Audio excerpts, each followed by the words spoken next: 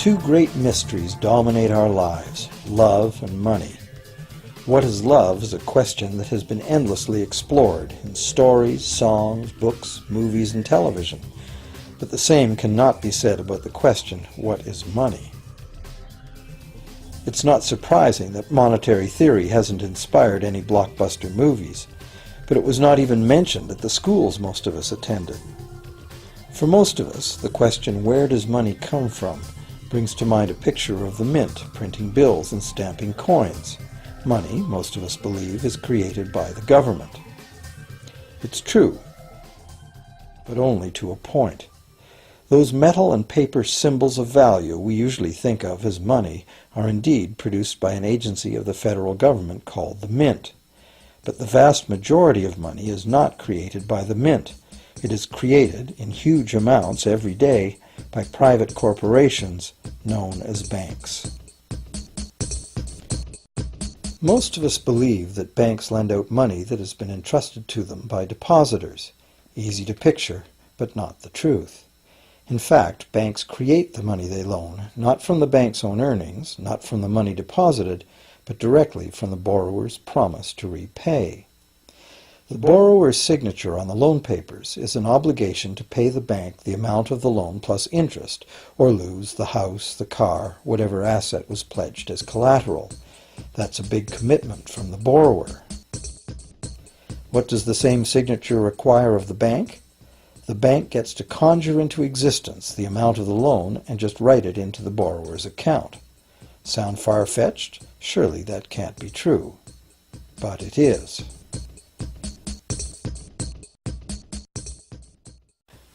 To demonstrate how this miracle of modern banking came about, consider this simple story, the goldsmith's tale. Once upon various times, pretty much anything was used as money. It just had to be portable, and enough people had to have faith that it could later be exchanged for things of real value, like food, clothing, and shelter. Shells, cocoa beans, pretty stones, even feathers have been used as money. Gold and silver were attractive, soft, and easy to work with, so some cultures became expert with these metals. Goldsmiths made trade much easier by casting coins, standardized units of these metals whose weight and purity was certified. Well, to protect his gold, the goldsmith needed a vault, and soon his fellow townsmen were knocking on his door, wanting to rent space to safeguard their own coins and valuables. Before long, the goldsmith was renting every shelf in the vault and earning a small income from his vault rental business. Years went by, and the goldsmith made an astute observation. Depositors rarely came in to remove their actual physical gold, and they never all came in at once. That was because the claim checks the goldsmith had written as receipts for the gold were being traded in the marketplace as if they were the gold itself. This paper money was far more convenient than heavy coins, and amounts could simply be written instead of laboriously counted one by one for each transaction. Meanwhile, the goldsmith had another business. He lent out his gold, charging interest. Well, as convenient claim check money came into acceptance, borrowers began asking for their loans in the form of these claim checks instead of the actual metal. As industry expanded, more and more people asked the goldsmith for loans. This gave the goldsmith an even better idea. He knew that very few of his depositors ever removed their actual gold, so the goldsmith figured he could easily get away with lending out claim checks against his depositors' gold, in addition to his own. As long as the loans were repaid, his depositors would be none the wiser and no worse off, and the goldsmith, now more banker than artisan, would make a far greater profit than he could by lending only his own gold. For years, the goldsmith secretly enjoyed a good income from the interest earned on everybody else's deposits. Now a prominent lender, he grew steadily richer than his fellow townsmen, and he flaunted it. Suspicions grew that he was spending his depositors' money. His depositors got together and threatened withdrawal of their gold if the goldsmith didn't come clean about his newfound wealth.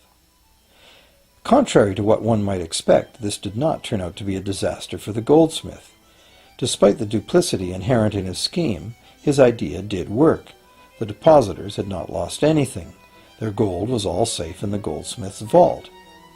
Well, rather than taking back their gold, the depositors demanded that the goldsmith, now their banker, cut them in by paying them a share of the interest.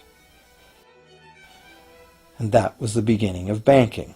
The banker paid a low interest rate on deposits of other people's money that he then loaned out at a higher interest. The difference covered the bank's cost of operation and its profit. The logic of this system was simple, and it seemed like a reasonable way to satisfy the demand for credit. However, this is not the way banking works today. Our goldsmith banker was not content with the income remaining after sharing the interest earnings with his depositors, and the demand for credit was growing fast as Europeans spread out across the world. But his loans were limited by the amount of gold his depositors had in his vault. That's when he got an even bolder idea. Since no one but himself knew what was actually in his vaults, he could lend out claim checks on gold that wasn't even there. As long as all the claim check holders didn't come to the vault at the same time and demand real gold, how would anyone find out?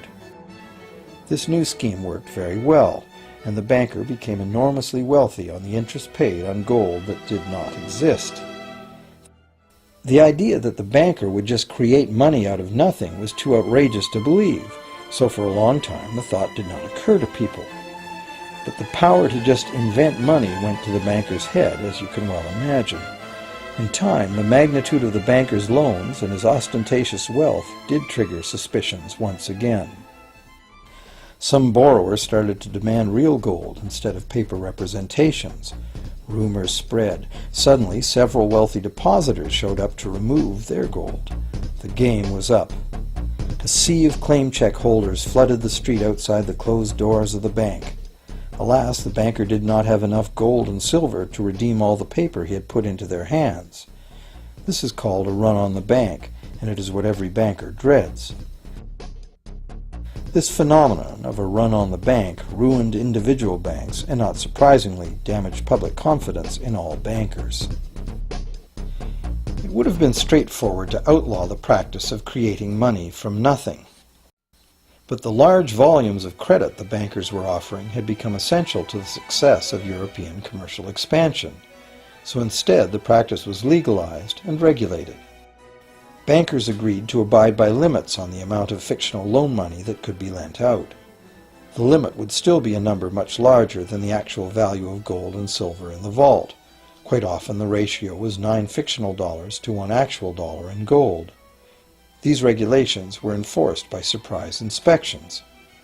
It was also arranged that, in the event of a run, central banks would support local banks with emergency infusions of gold. Only if there were runs on a lot of banks simultaneously would the banker's credit bubble burst and the system come crashing down.